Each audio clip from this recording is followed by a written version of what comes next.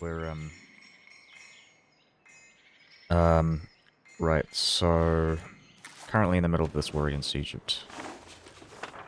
Um I've also got this like mini civil war out in the west. Shit, yeah, I gotta like deal with the Turkish rebellion down here as well.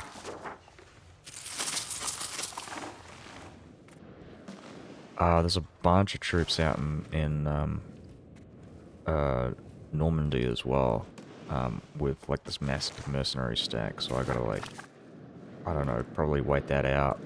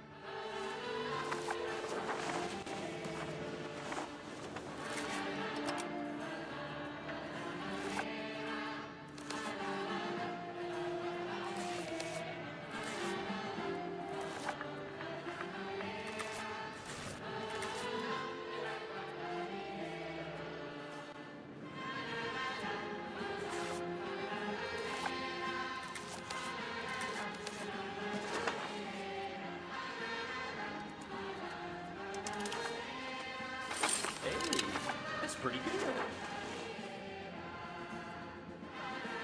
How's it going?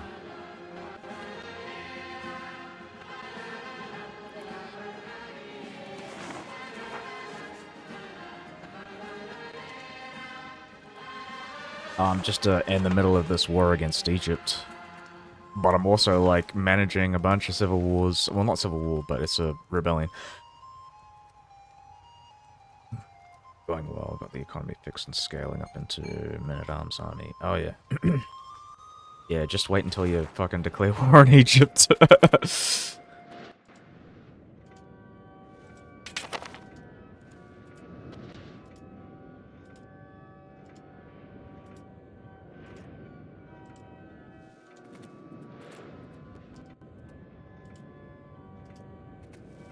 Two crusades. Oh, yeah, that's good. I'm assuming they failed both crusades.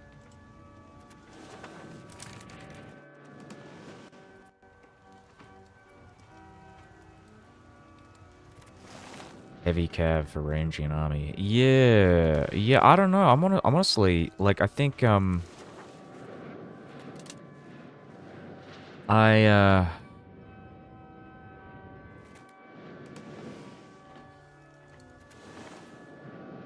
just give me a second, sorry. I tried using a Varangian army against the Egyptians, and I'm not sure if it's... I mean, maybe it's because I'm using, like, the shit Varangians as well. I've got, like, a mix of, like, tier 3 and tier 1. But, yeah, maybe I gotta get rid of these smaller ones.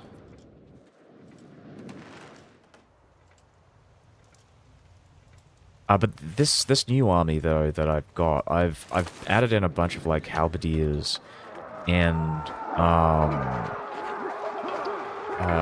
halberdiers, lots of falconets. I've got like tier 3 cataphracts. Oh, there's also a bunch of tier 1s as well. They have more troops than a normal one. Oh yeah, that's true, yeah.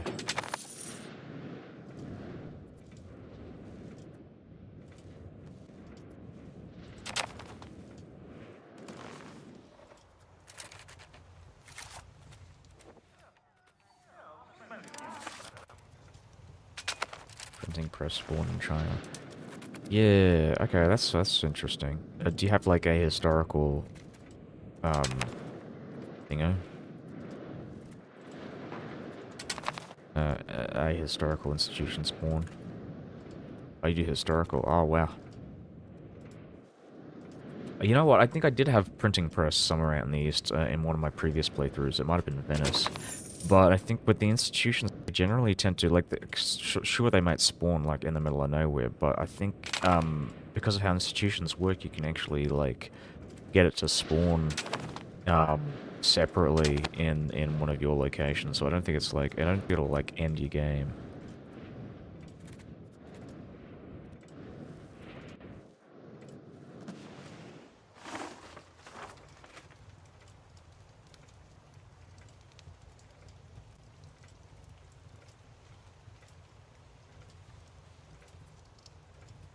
Right.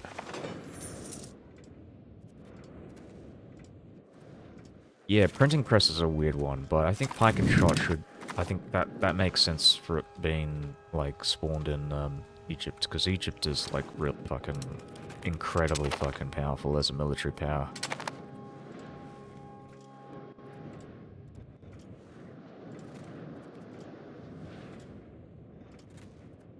I hate this. I hate this siege so much.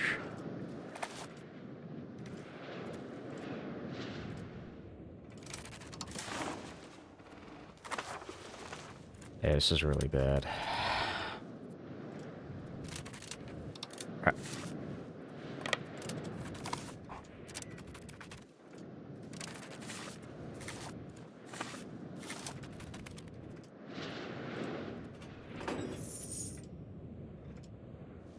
You're flipping naval. Oh, I haven't really bothered doing that. I might get around to doing that eventually, because I want to get, like, a naval governor out in, Sicily. Or, like, out in, like, Corsica, Sardinia.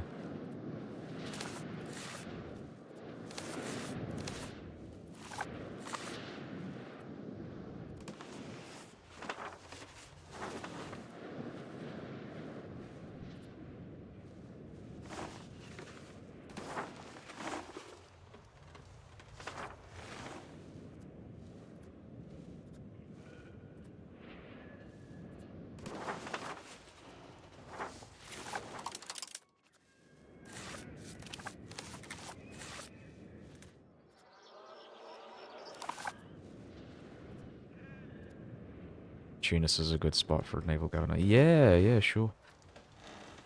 Though I mean, I would put that there temporarily, but obviously once you get like land access through well you can get land borders all around up here and then link it down to Tunis. I mean, it's unwieldy, but you can do it.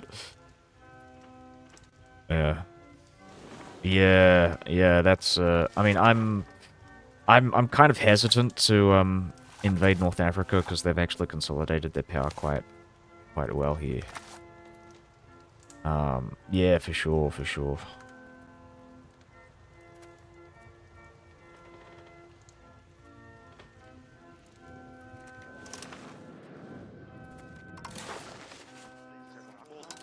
I do war reps and cash.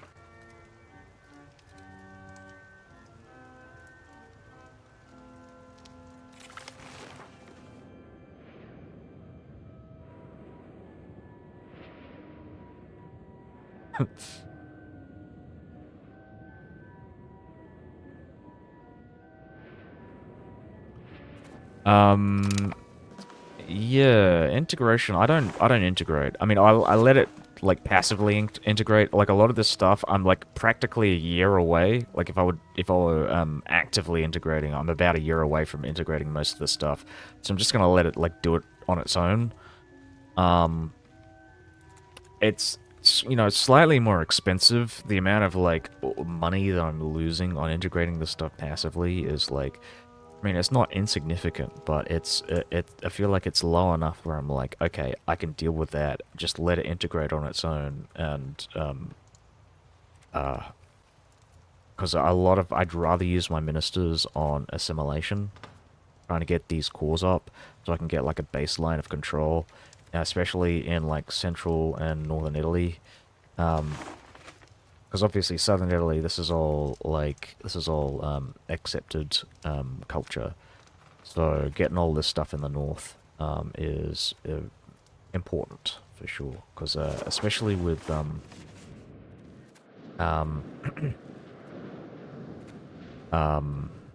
yeah, just give me a sec here. I'm just thinking about. Okay, so especially since these regions are actually surprisingly rebellious. Actually, that reminds me, I've got to go and get rid of these forts.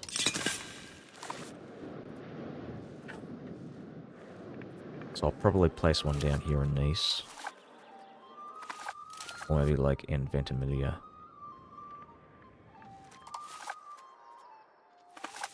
But this is not actually majority Catholic. Majority, Did I accept or convert? I converted. So it's mostly converted to Greek here. I got my vassals to do a lot of the work here, especially as I'm reducing my spiritualist value. So it's actually kind of feasible for them to do it. It's mostly converted. I did a lot of conversion towards the end, especially as I annexed the vassals. Some of these regions, unfortunately, were very hard to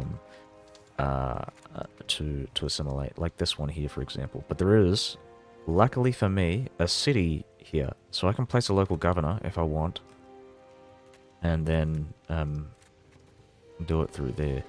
I'm just trying to think about this though. So I can actually export. I can like build local governors in Anatolia because of my strait here. But I'm thinking like with Sicily, there is a strait between here and here. Oh, I just realized. You know what? The reason why that's not the case is because I don't have a connection, a land connection to any of these cities. So we're going to do that right now. I'm actually going to do it to Syracuse as well. I might actually consider, in the future, not right now, but in the future, once I have assimilated these areas in Italy, I will start assimilating my accepted culture pops in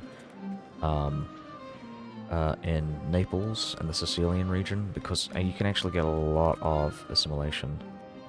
Do I temporary land governors for conversion? Yes, because land governors are actually really cheap. They're only about 200 gold. So the investment is like, it's worth it, especially if you can essentially increase your tax base by coring. Yeah, it is really smart. I did come up with the strategy like fairly recently, and I think it makes so much sense, especially considering, again, when you core up these territories, you can increase your baseline control to about from 15 to 30% depending on the terrain. That essentially, because a lot of these integrated territories, for example, I just show you like in Serbia and like the kind of my western integrated territories. This is really low. One control baseline, barely making any taxes. But then we show Turkey here, for example.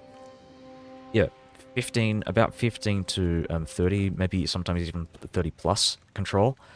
And I'm not even trying to export control. So this is the power of cores. If you core the shit up, you get free taxes. It's simple as that. So spending 200 gold on local governors and moving them about, you lose the gold, sure, when you destroy the local governors, but you're getting lots of gold from taxation. And not only that, but you also don't have to deal with rebellions. So it's like everything. You have like so many reasons to do it and no reasons not to do it. Sure, okay, so like building up a like strong economic centers is a smart idea. But I feel like most of the time, it's not worth it because you're essentially like capping yourself by building tall. You're capping your potential maximum like economic output. In Greece and in Anatolia, like, okay, so I can essentially. Am I using local council as well? Yes, yes. I have built up the tier 3, so it's a council whole, which is the upgrade. So you can see it's all mostly upgraded here. This also increases a lot of control. So that's what I'm doing. I'm essentially like increasing my crown power. I'm also doing that with, it's not just the council halls. It's also with I'm trying to remember what the building is called. Council Hall Counting House. So I've got a bunch of these counting houses littered all over the place as well. I might as well just build these up. I don't know why I forget about these. But yeah, building up crown power is very useful. Hold on, let me check for... I'll just build one there as well, why not? There we go, perfect.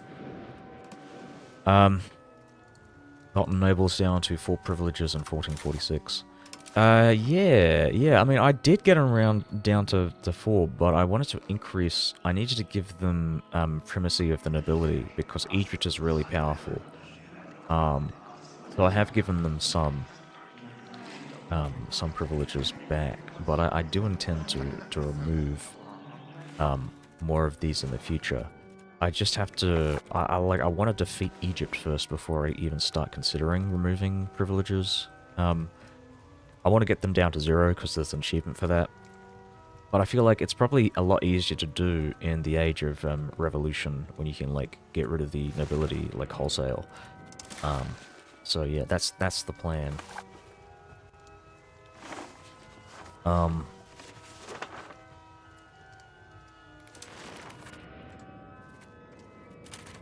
I want to move these guys out, so it's down to costing me around 60 stamp to remove them. Oh yeah.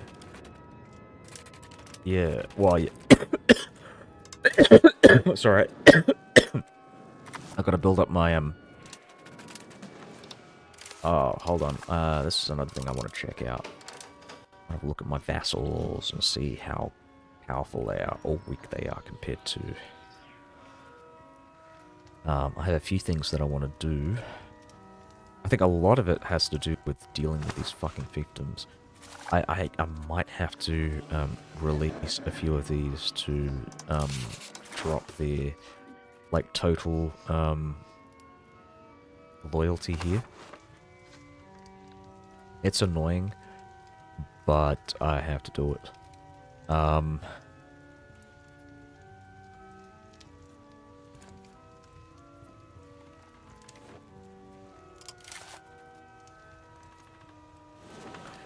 So I'm thinking I might like release Lerma, Cuenca, Zaragoza, anything that doesn't have, like anything that's landlocked and doesn't have access.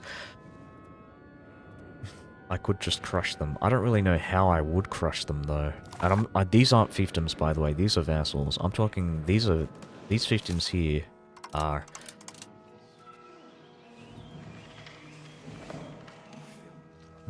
Sorry. Ooh. I had some lunch fairly recently, so cannot declare war on our own subjects. I can't crush them.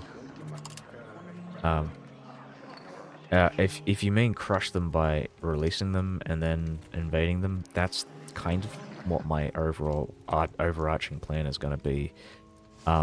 They've already pretty much fulfilled their like mandate that I've assigned them. Like they've converted this land to Orthodox, which is all I really wanted.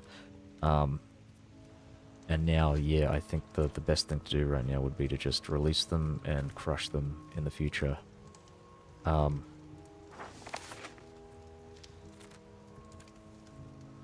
fact, I might get a head start here and just like build a spy network in Cuenca.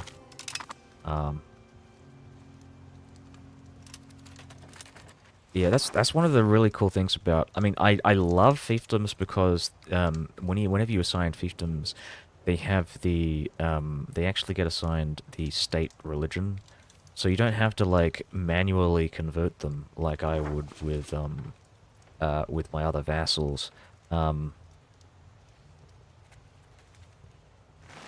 right, so where are these guys? So we're gonna put assign a general here, and I think I'm gonna start moving my dominions get state culture. Oh really? Oh, that's actually really cool. I've never. I don't think we have dominions. I think dominions are a British thing.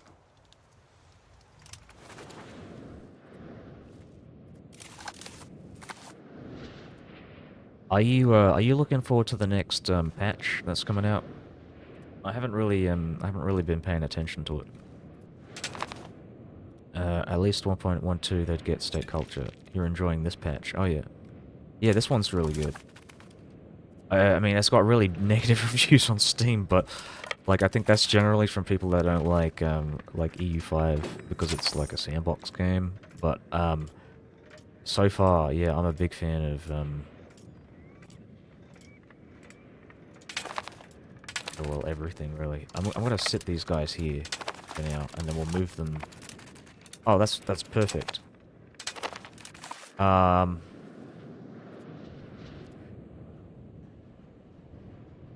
Yeah, that's probably what it is. I think it's because their strategy just doesn't work anymore. But I mean, a part of it, I can kind of understand the viewpoint that like the game does change quite frequently, from a meta point of view. But I honestly, personally, don't mind that. I like figuring out systems, and this is a sandbox game, so it's like that's kind of the whole point of EU5. For the most part. But I really like a lot of the stuff that they've been adding. So far, municipal governments have been really like taking a lot of my not municipal governments. When I'm saying the city rights have been like something that I've been paying attention to. Really nice thing about the game is you can lock yourself into a patch. That is nice, but also at the same time, like you do miss out on like optimization patches potentially in the future, so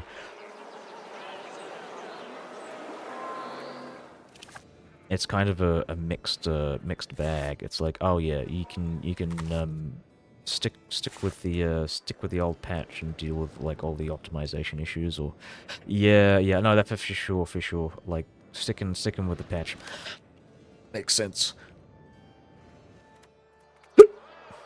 Whoa.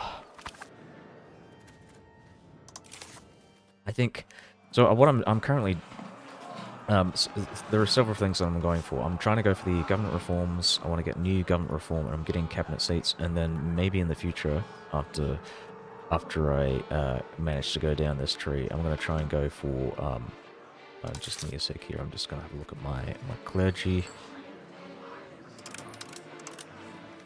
I'm gonna decrease my taxes here so I can get more research power. What was I saying? You want to get 50 naval for governor? Yeah, I'm thinking about it. I just I don't really, I don't care that much about the extra governor. I mean, I got so many governors right now, and I'm only really focusing on using governors more specifically for the um like cultural assimilation stuff. So my governors are generally a bit more like lumped up together than usual. Conversion rather than economy. Yeah. Well, it's both. It's both. I mean, conversion into economy is how I see it. Because you can't tax integrated pops, but you can tax core pops.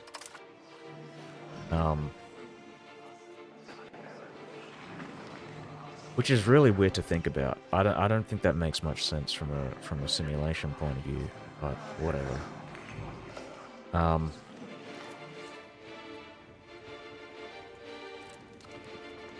I'm just gonna check out these again. I want to see.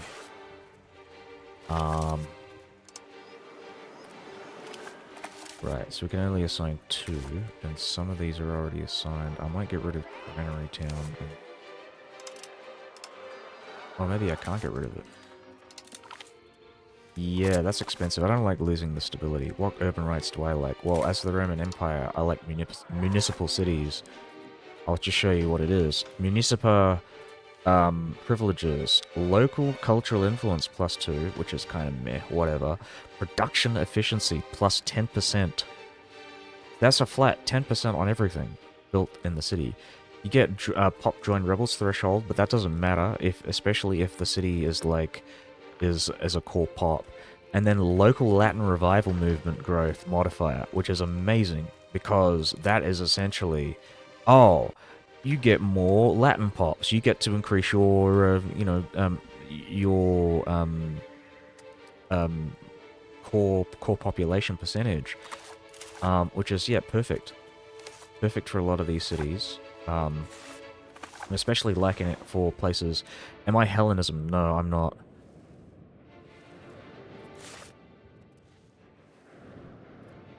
I'm just looking at these Latin pops.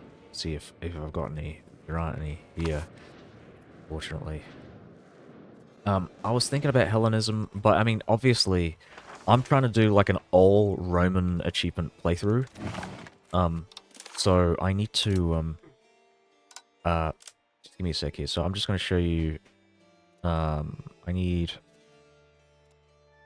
Belisar's Legacy. So I've mended the schism. I might actually go Hellenism sometime in the future, actually.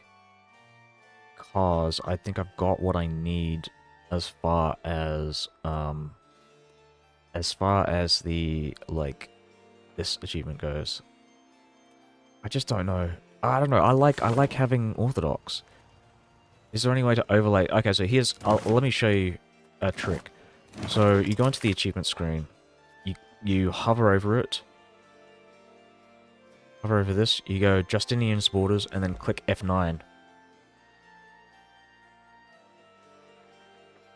There you go. That's Justinian's Borders. That's really neat, isn't it? And you can do that with anything. With any of these, obviously. Yeah, Egypt, I know. I know, it's horrible.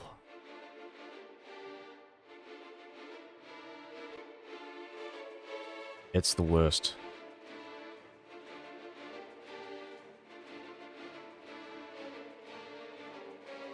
Anyways, so F9. And we'll come back to this. So, yeah, I think, what are the Roman borders? I'll show you in a sec. So, show possible. It's about the same, I think. Actually, none of these require Roman borders. Technically, I think the closest thing to it, and it's pretty much the same as Belisar's Legacy, but Mare Nostrum, as the Roman Empire own every location on the Mediterranean coast and reach 100 Latinitas. I'm actually very close to getting. I'm only 8 away. But this one is just try and find Mare Nostrum. There we go. So it's actually, yeah, not that many territories. I'm obviously thinking like I'm gonna go with a full Roman playthrough and just take the borders and more. I'm probably gonna expand further up north and further down south and start colonizing in the Americas as well.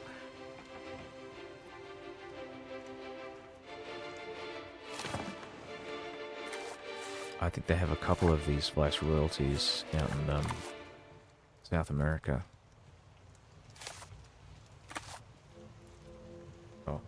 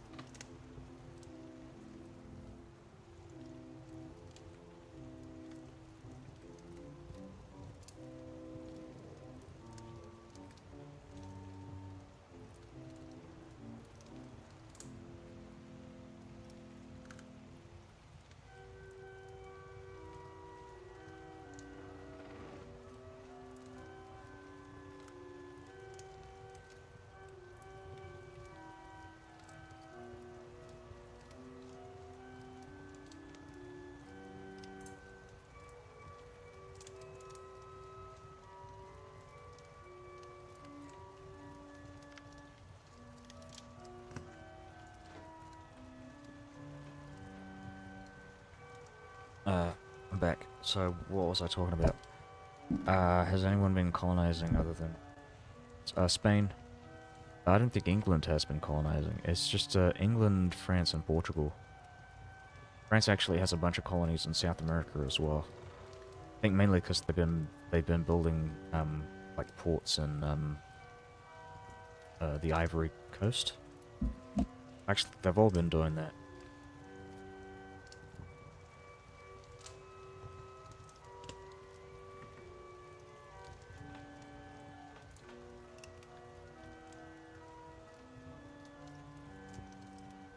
Just gonna get myself a drink, but I'll be back in a sec.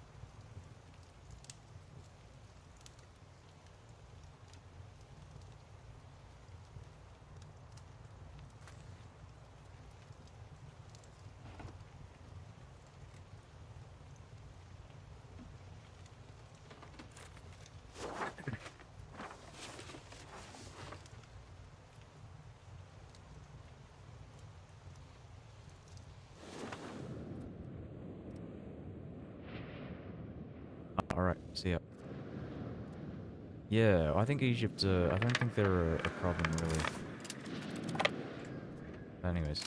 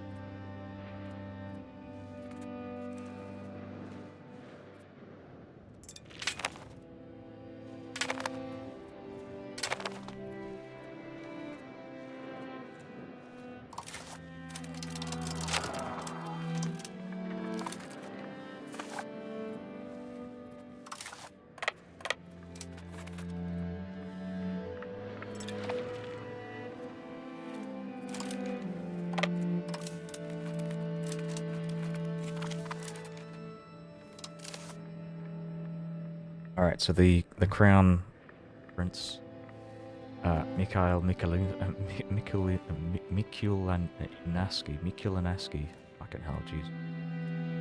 Who is Palatskin, which I think is, oh, it's Rutheni, so they're Belarusian. It's a Belarusian dynasty. It's kind of come about from nothing. But this guy is, he can marry, but all the candidates are like absolute dog shit. Alright, we'll go with Paola Delanzo Torinisi.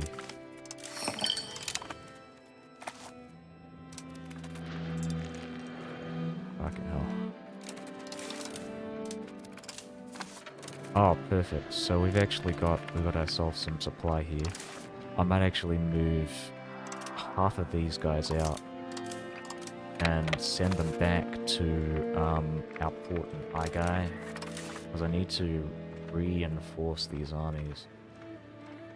Because, yeah, I mean, it's not that I'm gonna get screwed over here. I think I'm probably fine, but I just want to ensure that I'm not, like, underprepared for any conflict with the Egyptians. I don't think they are going to attack me, because I'm not sieging down one of their forts, I'm sieging down my, my vassal here. And we'll send that... Oh, you're right, because I just got some armies. So...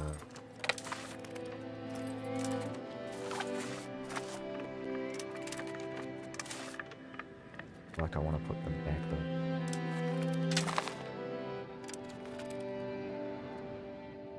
But I like having this navy here because it's like insurance, really. Insurance against the enemy.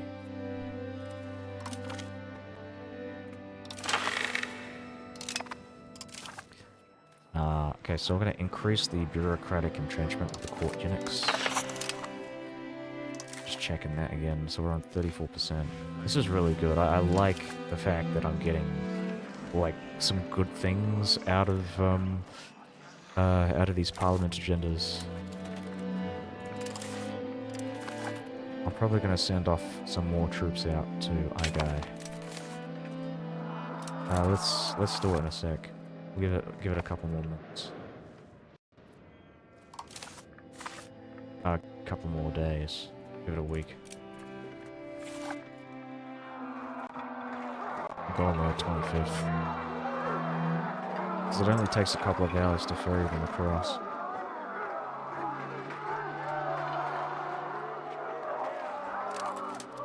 Okay, we'll just show you. Alright. Okay, it's a day, apparently.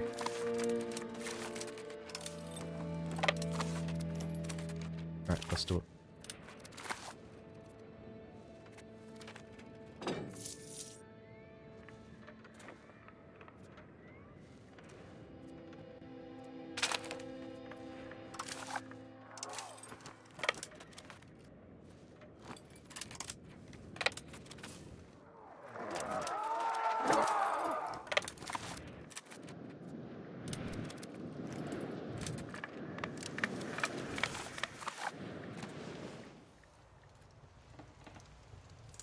I think it'd be really great if they had some kind of internal politics system like they had in Imperator Rome. I've been thinking about this, and I think I might have mentioned it before, but it's, I think, I mean, as much as I like the estate system, I think there should be some form of, like, governance or, like, state system for, you know, with governors that have their own allegiances. Because as it stands, internal politics in EU5 is surprisingly, like, compared to the rest of the game, it's very, very basic. I actually honestly would prefer a system like Imperator Rome, as opposed to the minister system that they've got. Like, the minister system feels like something that would work with a small empire, but as with something as big as this, you want to, like, simulate the... yeah. Like, internal politics. There's just nothing. Well, I mean, like, well, this is the estate system, but again, that's very basic. Yeah. Oh, as you know, because you used to play fucking Imperator.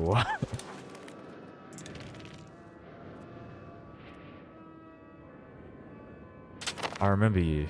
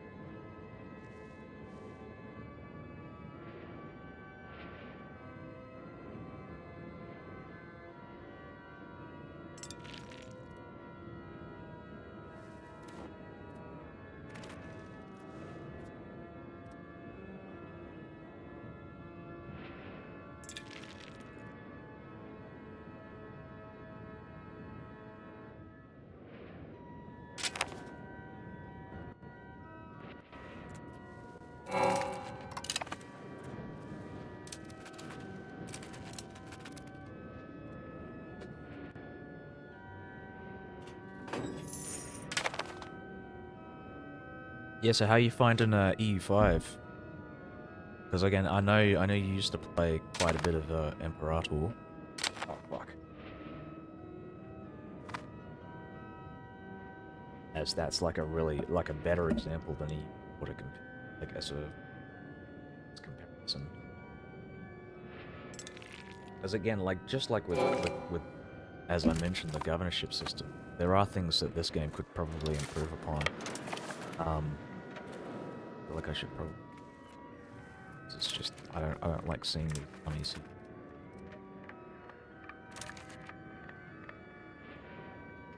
And many things were exciting about EU5 on release, but the states and all the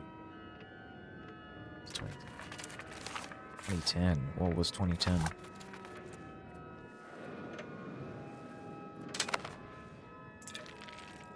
2010 was that Victoria 2 or? You mean are you talking about Imperator? You mean 2019?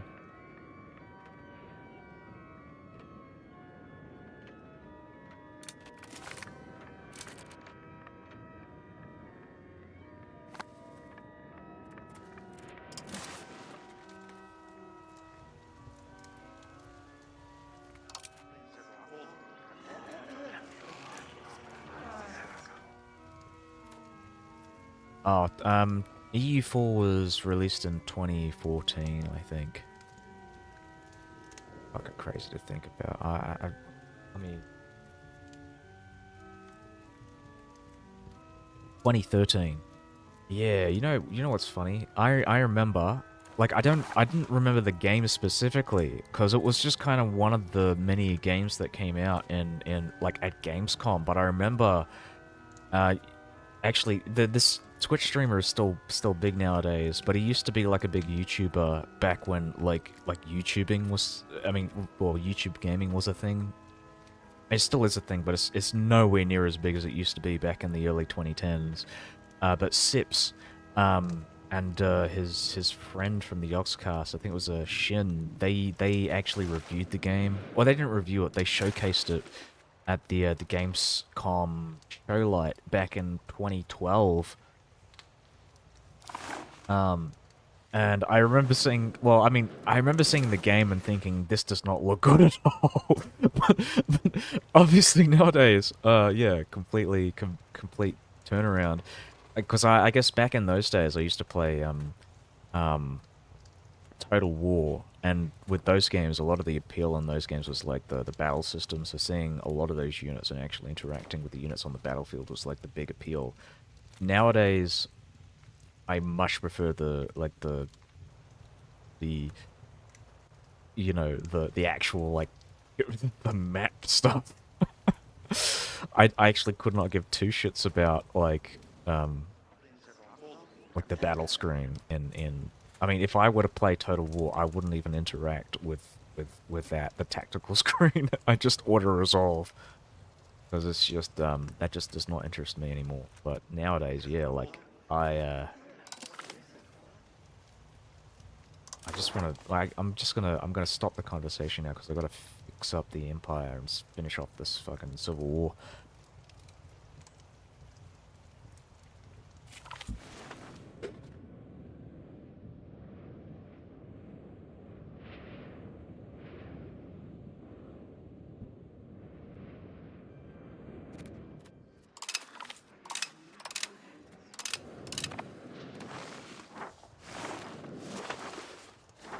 feel like it's a really bad idea to destroy this fort. I want to keep it around. I hope the capital changes. Well, because this is not the most popular city. Oh, okay. Oh, yeah, it's all good. It's all good.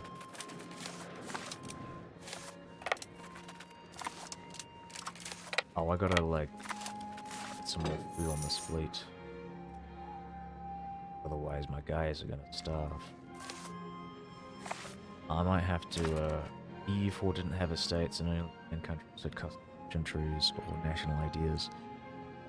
On release, they didn't have mission trees. They might have had national ideas, but I don't remember them having mission trees until, was it Common Ideas or whatever it was called? The British DLC, the first one, at least. Whoa. But they, I think, and then they came out with the Russian stuff, and people just didn't care too much about it. I remember at a certain point, like mission trees just kind of like became the norm, but for a long period of time it was just, I think a lot of people didn't like them, myself included. But they were well designed. Even if the, even if I didn't agree with the, first few mission trees were slim, maybe.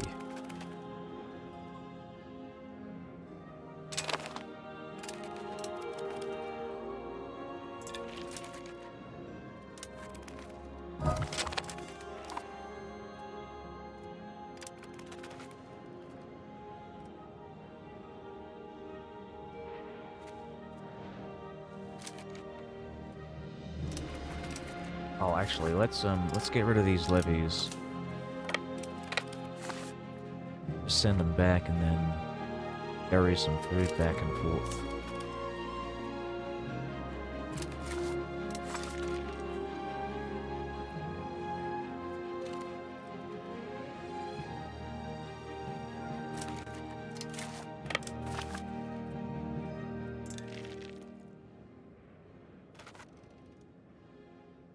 Cutting it short.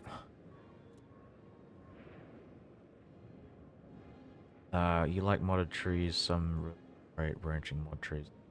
What's his? A high fort. I guess.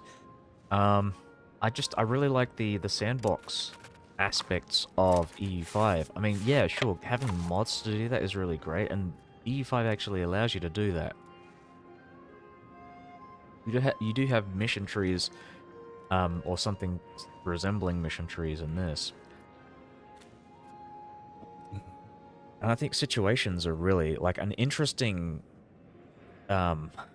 mechanic that I feel is really underutilized, and I think maybe in some ways sticks too closely to history. I think that there's a lot of potential for, like, if something happens, that's, like, so outlandish, like, for example, like a Muslim invasion of Italy, for example, and the papacy is kicked out of Rome. There should be some kind of event here that, like, or like a situation where, oh, this could lead to the collapse of the Catholic Church as an institution, or like it might lead to some forced reforms within the Catholic Church, and oh yes, it's no longer a political institution centered around Rome, and it becomes like a proper aspect of the Holy Roman Empire or something like that. Bring back the the mandate of the pontifex back to the emperor. Situations have a lot of promise, but not been properly done yet. Yeah, that's the thing. It's a shame that it's not like a lot of it's like half baked, especially with I think the 100 Years' War was actually a really big example. I mean, it seemed like a really it looked really great, but in practice it was just you didn't really know how to use the situation. It didn't do a very good job of actually explaining the how it worked. should be nested and wholly encompassing and dovetailing into another. Yes, you're kind of right about that. I think that, well, there should be situations that, yeah, feed into other situations in like down the line.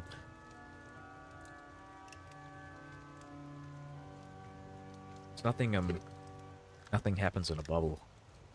I think whichever way you resolve a situation has like, it should have like big implications from a political or religious or cultural point of view. Like the 100 Years' War, for example.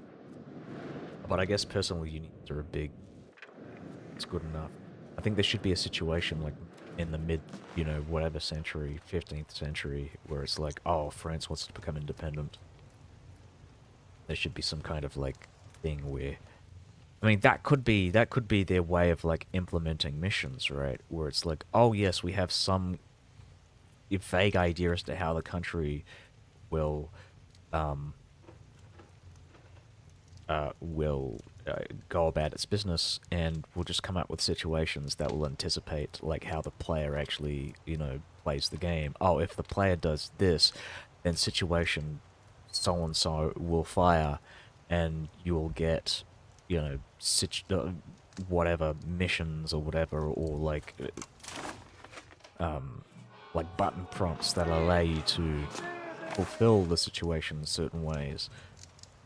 But yeah, it's a lot of it. I think the problem is it is incredibly, especially if you look at like think of stuff like the mid late game situations. They are incredibly history based, which is not a terrible idea. But like consider that the game changes so fundamentally in the first like 100, 200 years from the historical situation that it feels like it kind of feels a bit like you're railroading, like um um giving out this like very like OTL um situation for an incredibly ahistorical situation.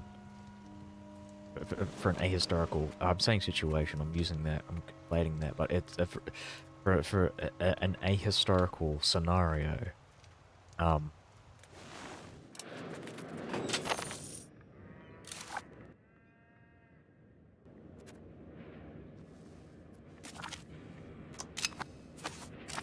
I feel like I should probably move these guys back.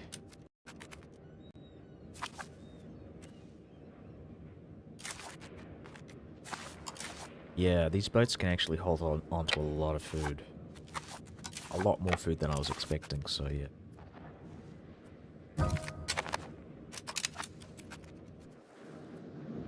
Yeah, the last of the royal dynasty is dying out.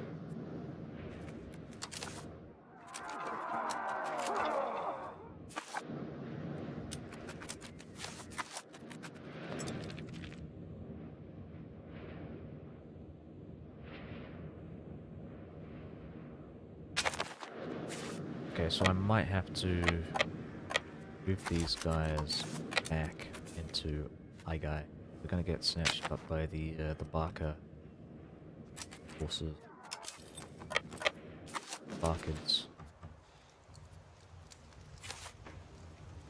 Oh, this is another thing. I had to check out if Barker is being annexed, and if they're not, then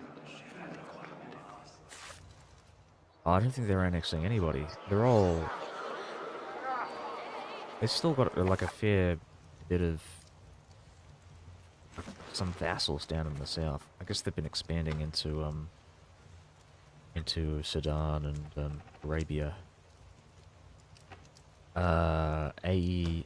Hold on, I'll just read through this. AE should also be relative to situations and international.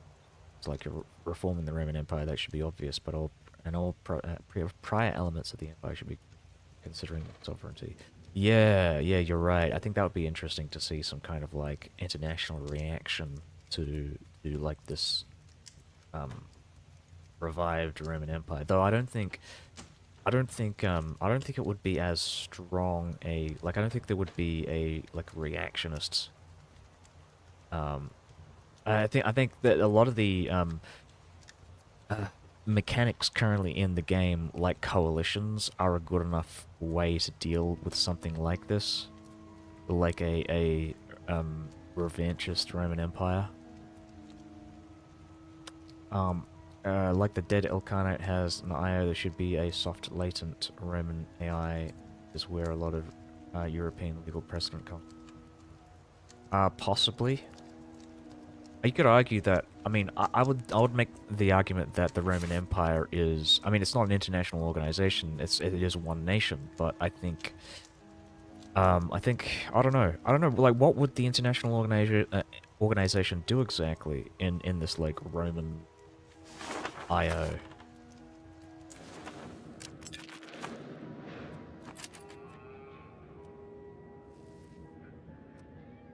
Every Roman Empire campaign has to spend several decades chewing on the empire.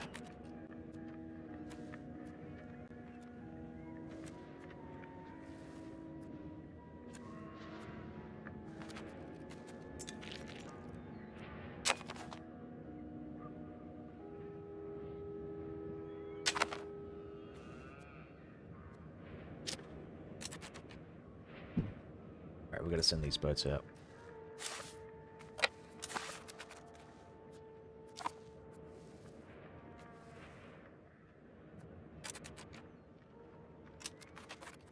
Oh, okay. Split this army up. I'm gonna kill this guy.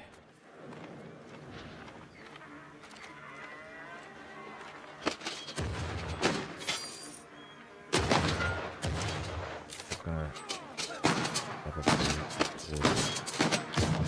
split it up even further.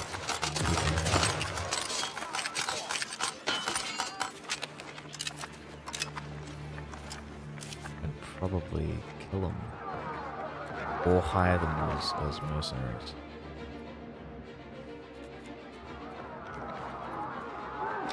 Yeah, kill them.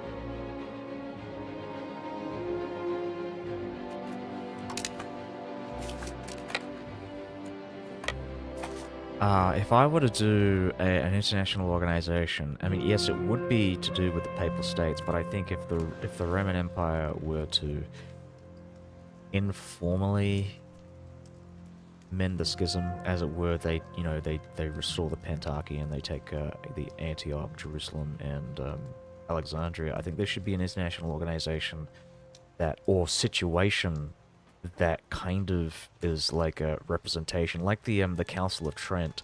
It would be a way to kind of legitimize the Orthodox Church, or like to unify the Chalcedonian Church between the Catholic West and the Orthodox East.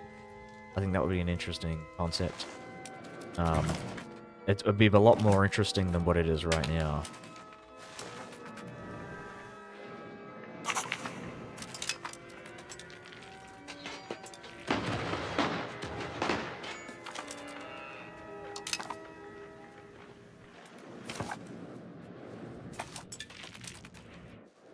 Yeah, so I think I fucking... Yeah, I split up their army. They had about 100,000 levies there before, and now they're about 45k. So yeah, that was a really good... It's a great battle there.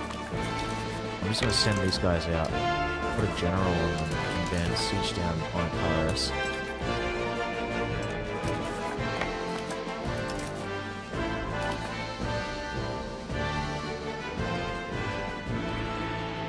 And then move them back out once we're done that.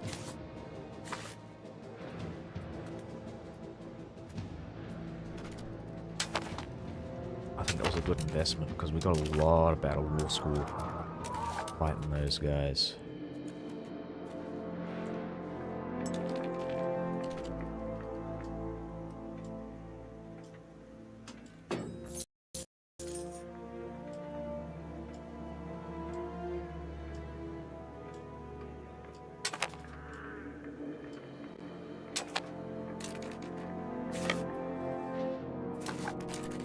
Wondering if I can just sit him here. Okay, that'll send out the, that's perfect.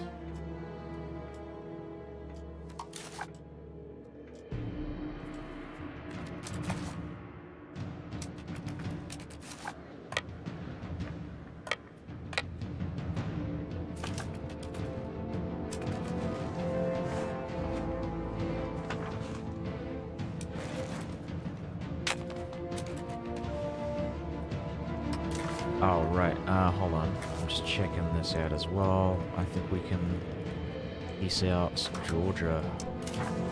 I really want to take this, because this is like my biggest bottleneck so far against the Georgians.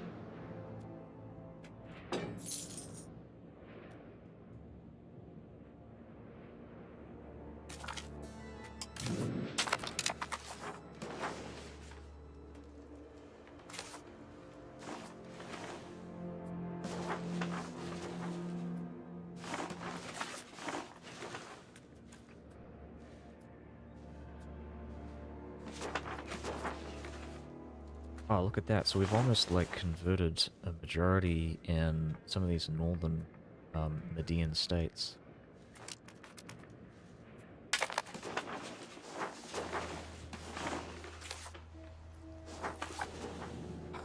I like seeing majority Latin in here, though. It's really nice to see.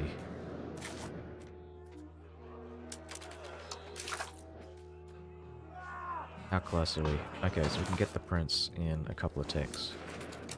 I might actually... What I'll do is build a spy network in Egypt. I don't know why I wasn't doing this before. And the reason why is because it'll allow me to get an extra siege progress. This is something from EU4. Hold on, let me... I did look at this before and I forgot to actually go through with it. I'm just kind of hesitant because I don't want to miss anything. But I think these are all vassals out in the west in Spain. And my other issue is if I end this war now, then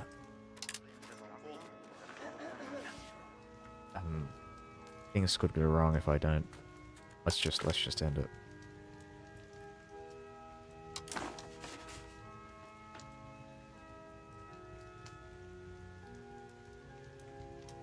was going to say, so if I end it too early, then my vassals will go, and they'll lose loyalty because, as you can see, these disloyal vassals come back into the empire and they contribute their negative fucking loyalty score to my vassal structure.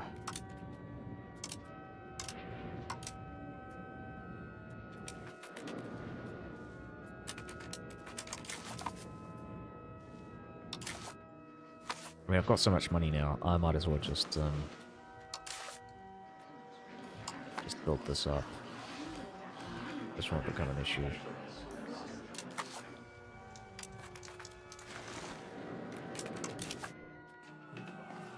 I'm hoarding all this money for the next like big building spree that I have to they'll get around to. I might maybe you know what, I might spend this money on roads. Though I'm kind of thinking I might wait for modern roads before I blitz through and build roads in Italy.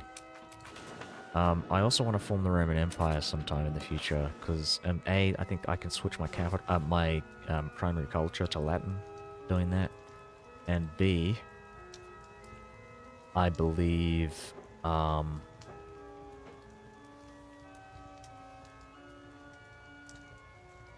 let me just think.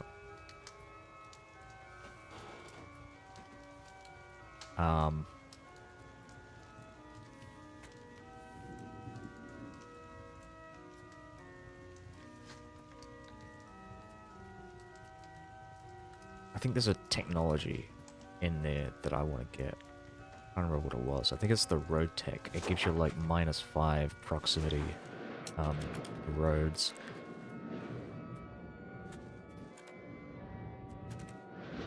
I think it's one of the most powerful techs in the game.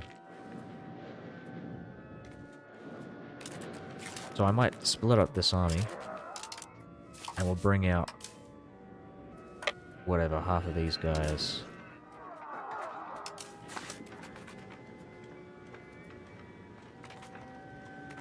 To like recharge the army.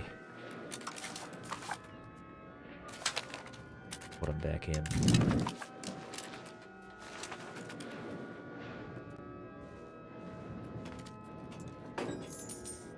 Perfect. Yeah, my allies are fucking shit. I don't know where they're at. They're like just kind of dancing around in Anatolia, and they're not really bothering with any of this. What the hell? What are they doing? They're still involved in the war as well. They haven't left. Poland left. Or they never joined. Hold on. Yeah, let's change the Kiev port language. Muscovy. Look at that. I think people were complaining previously that Muscovy was like way too weak and they rise up in. But you can see here, they're clearly capable of doing that. They have a strong Kiev in the south to deal with though. And they're backed by the Roman Empire.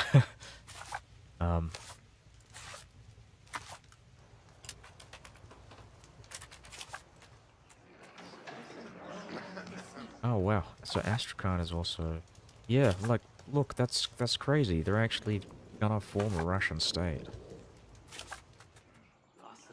Under a woman, no less.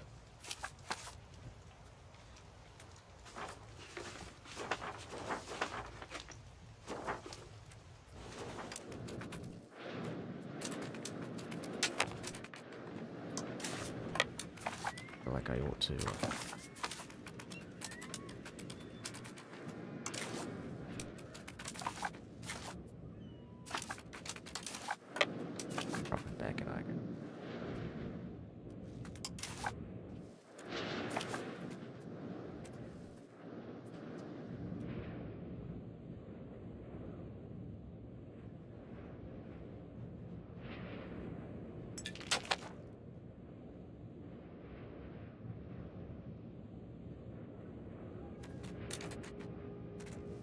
Alright, so we'll go through our army again, and we'll look for the divisions that are not fully...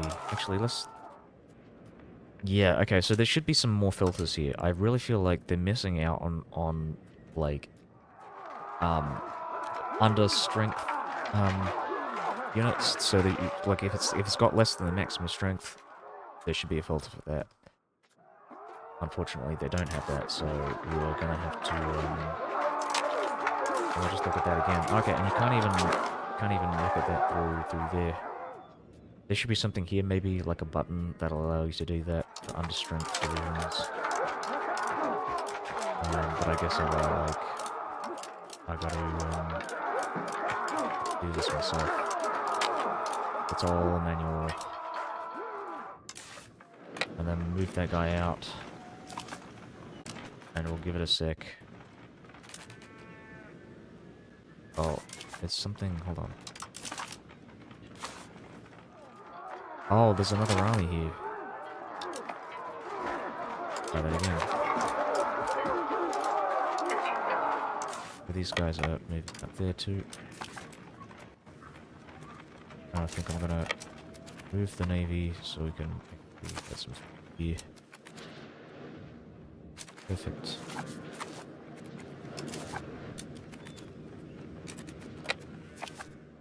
Down.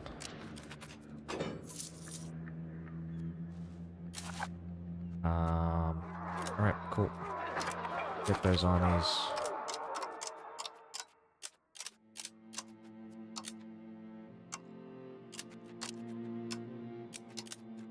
Falconets.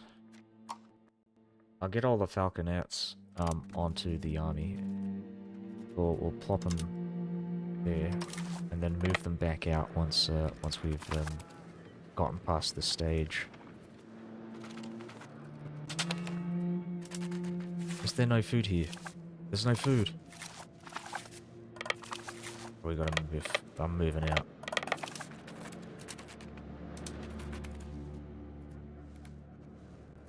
Oh damn, we're starving these fucking people. This is why this region is underdeveloped. It's because I keep fucking starving them each other, and all these wars that I'm fighting against the Mamluks. This is the worst fucking place to live in Cilicia.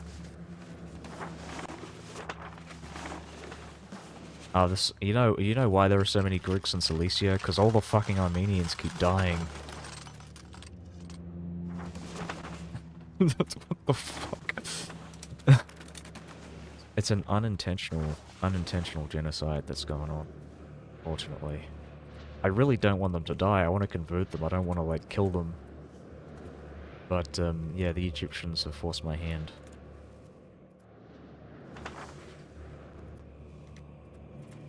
Right, so what do I want to do here? I actually want to maybe switch this out. I also don't want to do that. Right. Yeah, you know what? I'm going to stop controlling. And start... Or... No. We want to increase control in this area.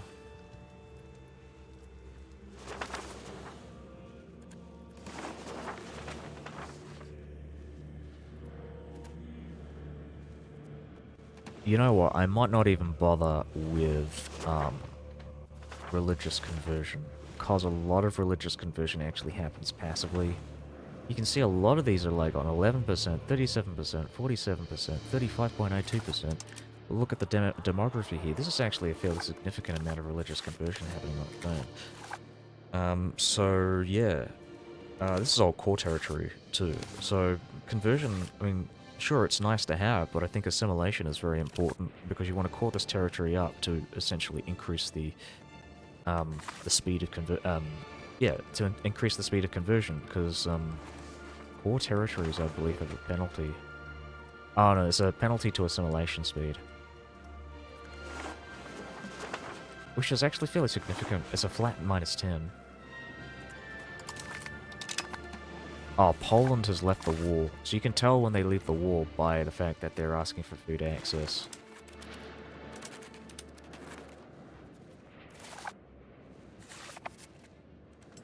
I really shouldn't be giving them food access, but I want to keep their army strong.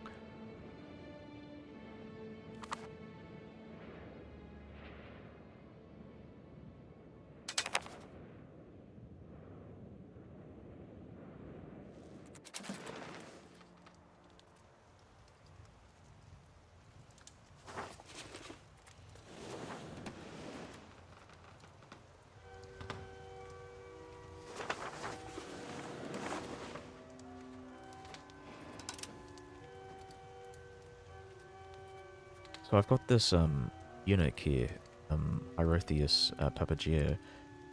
I might actually plop him down on like Mutina, and then maybe give him this province and start giving him out, handing out these Venetian provinces, so we can get him to like culturally assimilate. He's old enough as well, where it's like, it might be, you know, worth a try just to see how it works. Although we might just focus on religious conversion, but I wouldn't mind that too much. Honestly, I mean, as much as I like the passive conversion happening in these territories, I mean, it's only feasible if you have core territories. So, like, but something I might consider doing is, once I've integrated these territories in Western Serbia, we will, like, hand off, you know, Renoya down here, plop him down, and then start giving him out, you know, a bunch of these lands here to convert.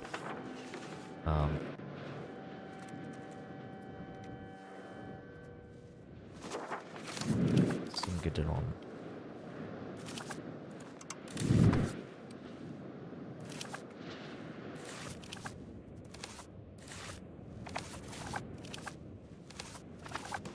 Another thing to look at. Philippopolis has a bunch of pops.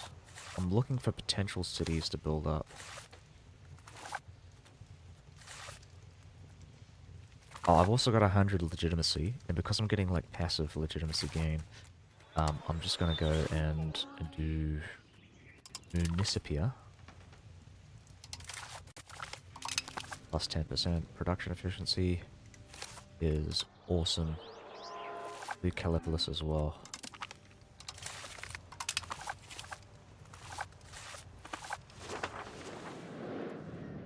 I might actually start building up some Latin in my capital province. So we'll switch this guy. We'll do like Latin here because we do have some pops. Sorry, some Municipia city upgrades.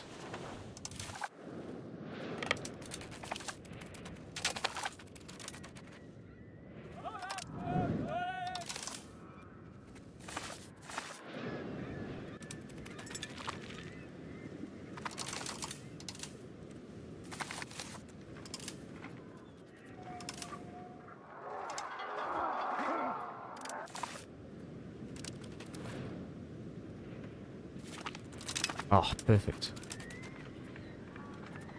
Not so perfect, hold on. See if we can grab this guy. I don't think we can, it's a bit too late. Whatever, that's fine.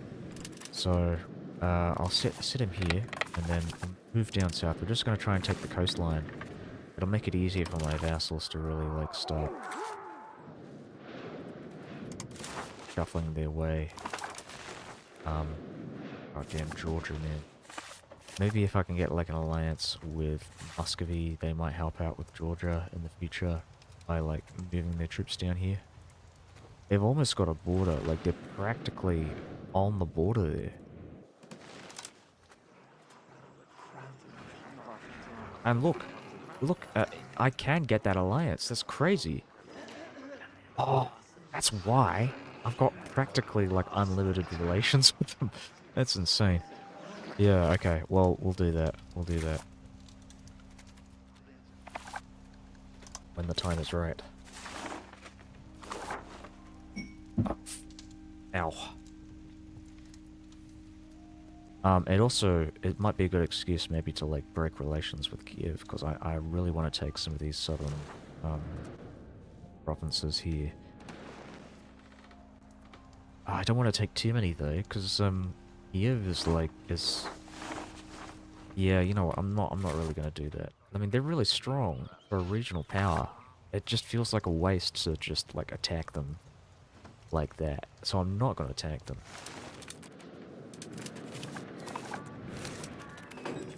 Okay, so, let's have a look at the food situation. Provinces. Not enough food in, in Georgia, or not Georgia, what am I saying, in Syria. So we'll leave them alone. I'll start ferrying food from Tarsus, and we'll make our way down. We want to stick to the coastline because it's harder to supply the armies in these desert plains regions in Syria, Phoenicia. I think it's Phoenicia actually, like as a Roman province.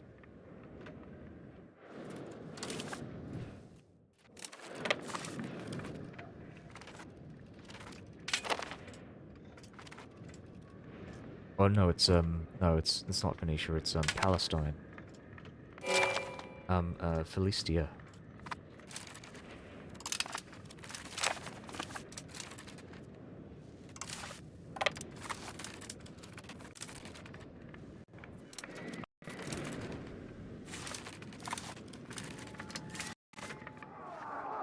So we'll drop more of these guys.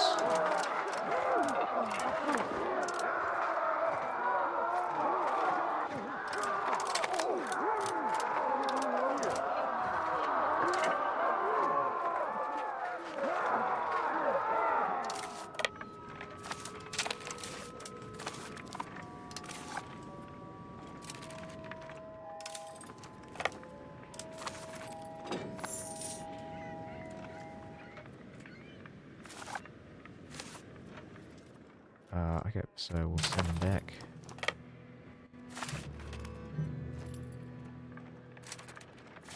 And plop them the siege. Almost fully reinvigorated this army. I just hate how they've got so many fortifications here. It's just so impossible to fight them. They have to destroy their army and destroy their economy.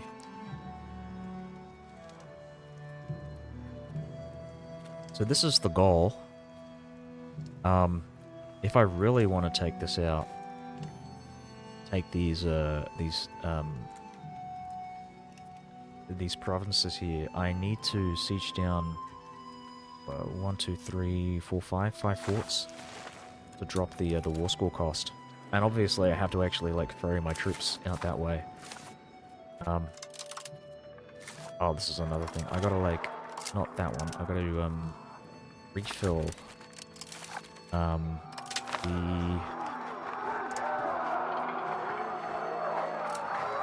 these things.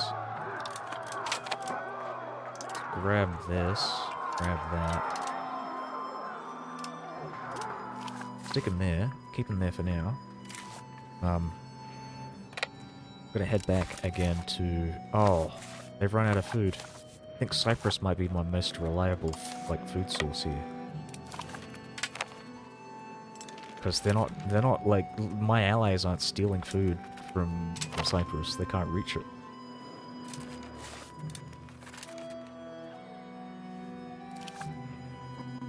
The one thing to think about here would be maybe, like, building up the, it makes sense to, yeah, like, you can see there's some, what do you call it, granary town.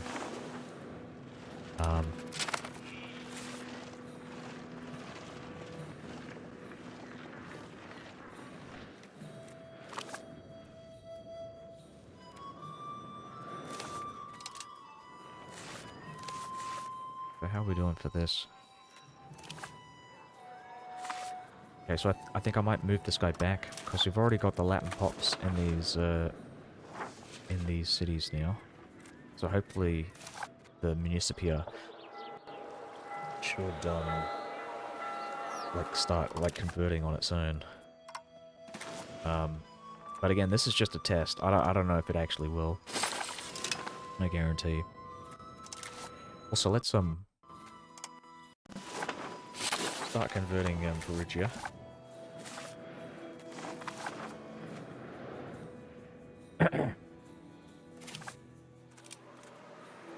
work that out, I might move this guy.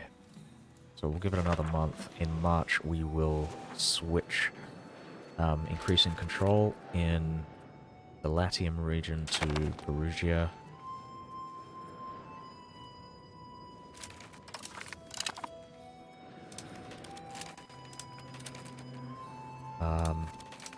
Okay, so we'll move these guys out now.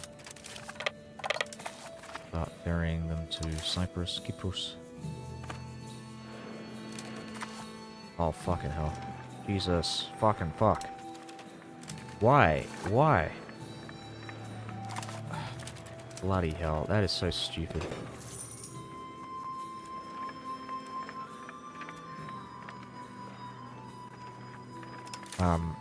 I'm gonna send him back to Cyprus because this is dangerous.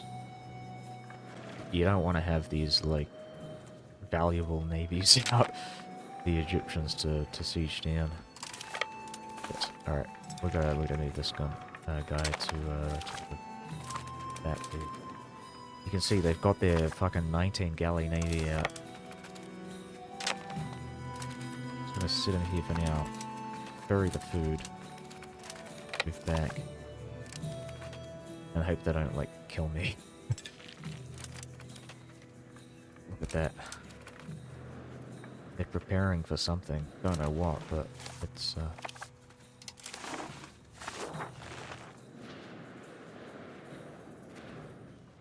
Yep. Stop, Bruce.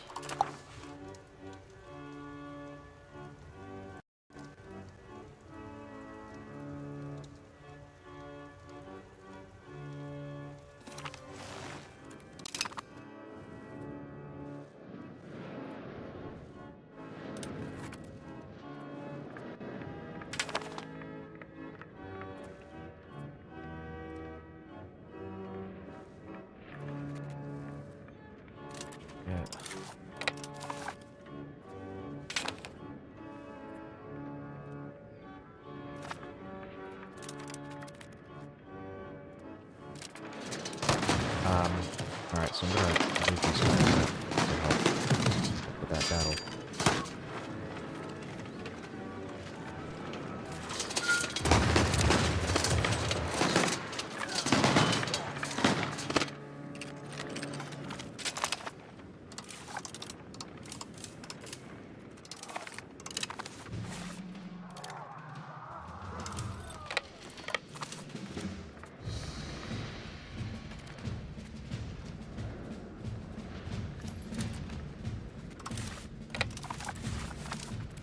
Move.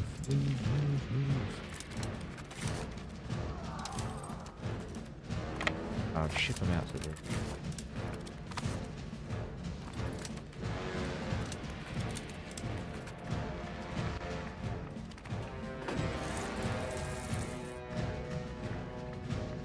Put them back.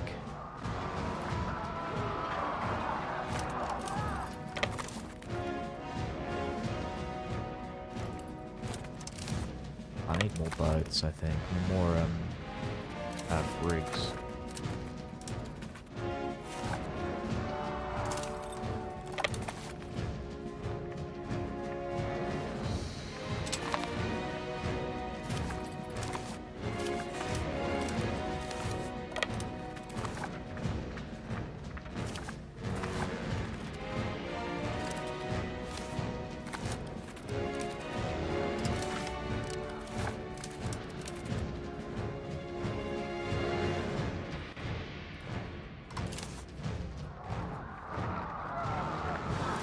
Yeah, fuck it, let's do it. We're gonna... how many brigs do I have in this fleet? I think that's 17. 17 brigs. And that's enough to carry about 16k. I've got 41k, so I need to like double that. Triple, maybe even triple that.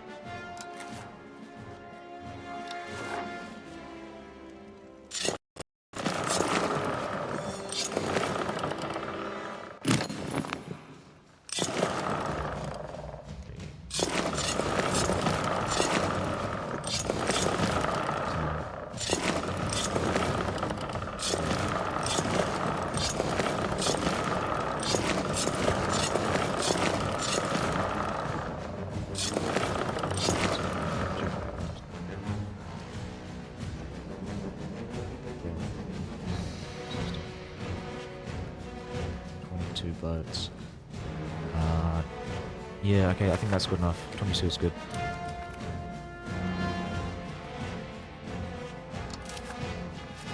So. Oh. I want to attack these guys. Let's have a look and see if we can do that. I'll plop a general in here, a temporary one, while we're sieging this down. But I think, yep, this is the plan. We've got to kill him. Yes. And now we'll just send these guys back home. Not back home. Back to Constantinople. Fuck.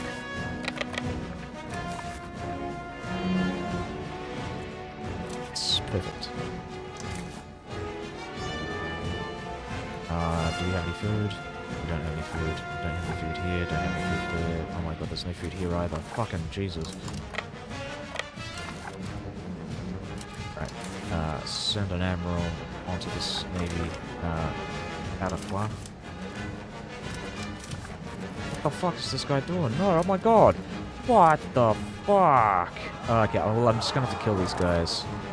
I don't know why, but it decided that it was a really good idea to go and retreat into, like, the middle of, like, enemy territory. I thought it would retreat back up this way, but, like in the middle of Jerusalem? That's stupid.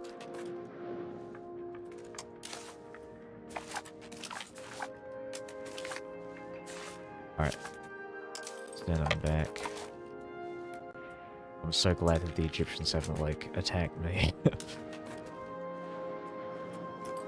While I've been ferrying these guys.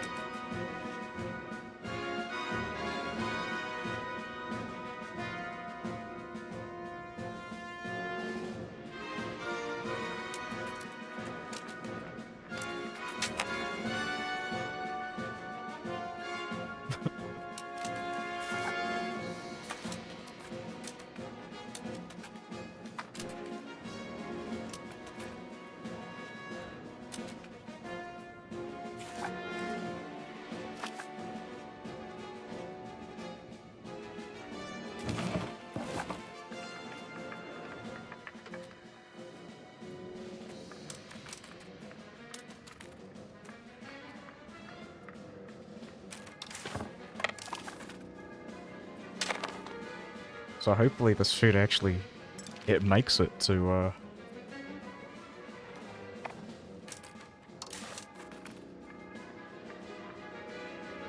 perfect.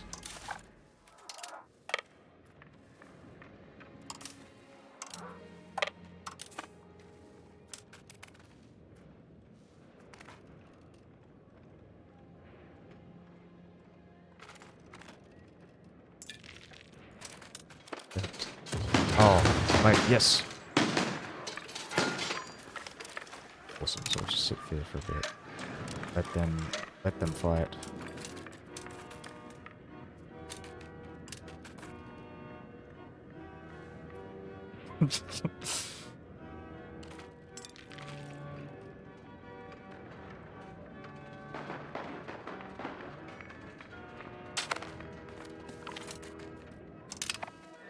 Perfect.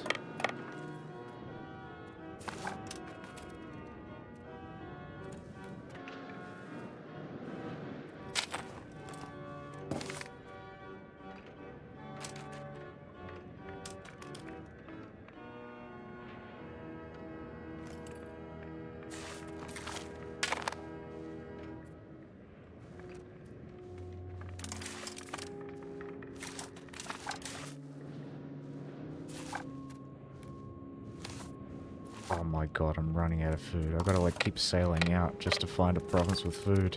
Because my allies keep taking the food and they're not doing anything with it. It's so stupid.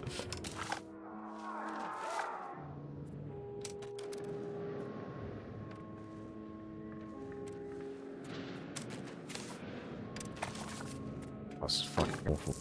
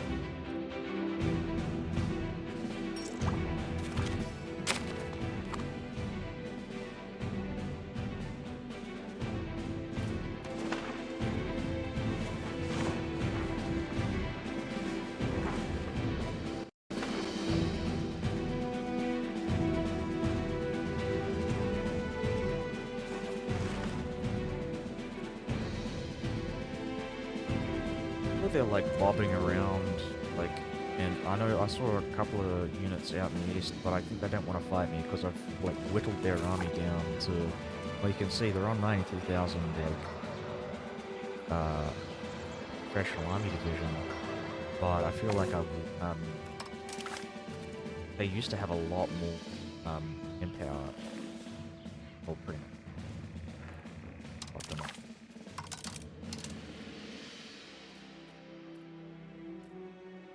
Getting that extra yeah, look, see, 84,000 manpower.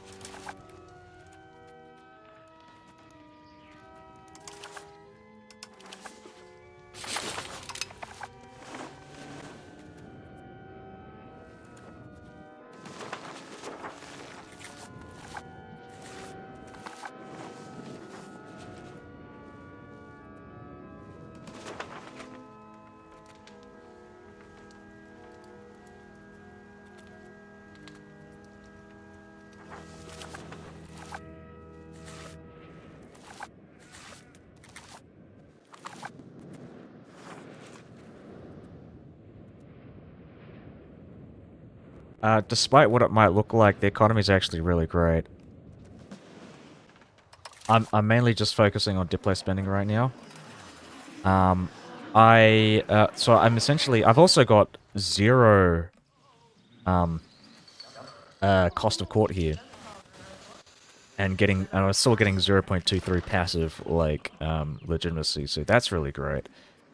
Um, so I essentially, I no longer have to pay, to get legitimacy from this point.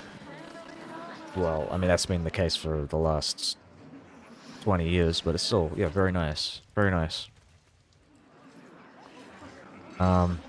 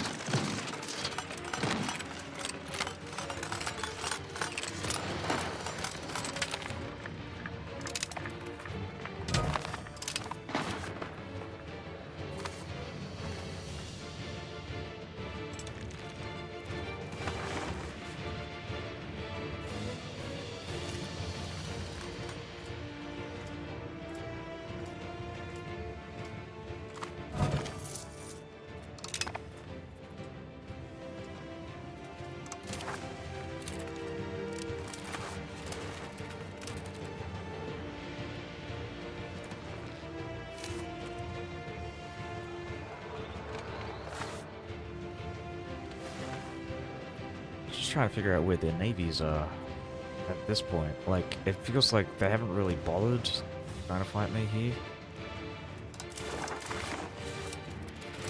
I like that Francis doing this, though. I think you're a big, like, antagonist. Big anti-Egyptian power.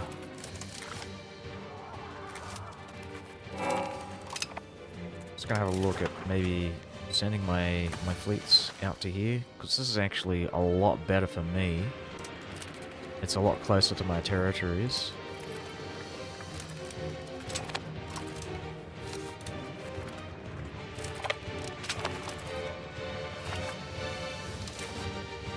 Let's have a look at that. So they got transports here.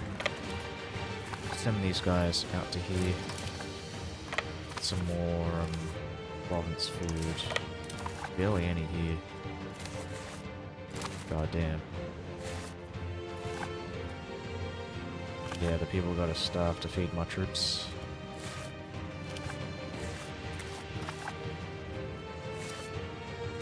You can see a lot of this is probably like depopulated because of all of these roaming armies taking their food. It's terrible.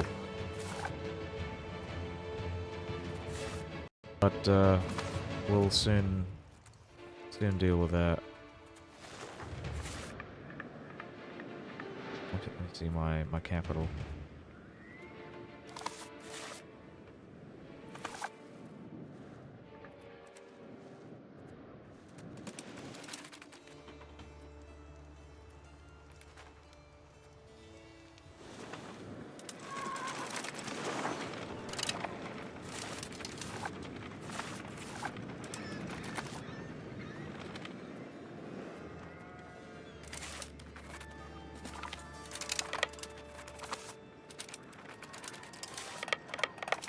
Keep him there.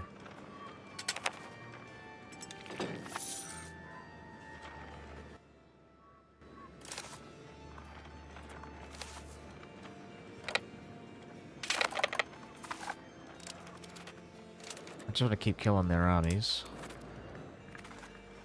So obviously, if you give them the opportunity, this is really something I really want to do. Because it really contributes to... Oh, fucking... What the fuck? What? What the fuck?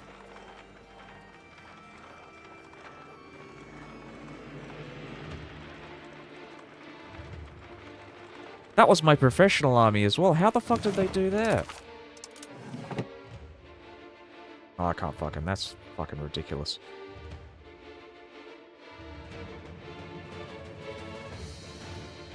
Yeah.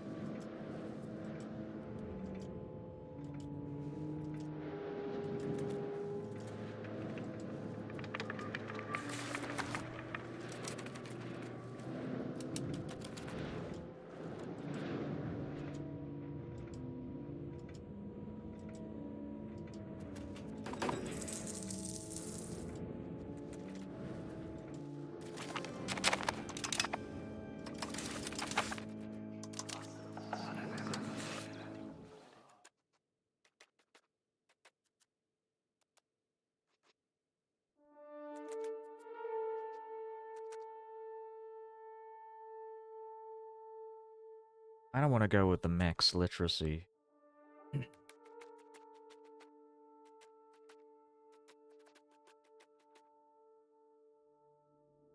There's also extra flare capacity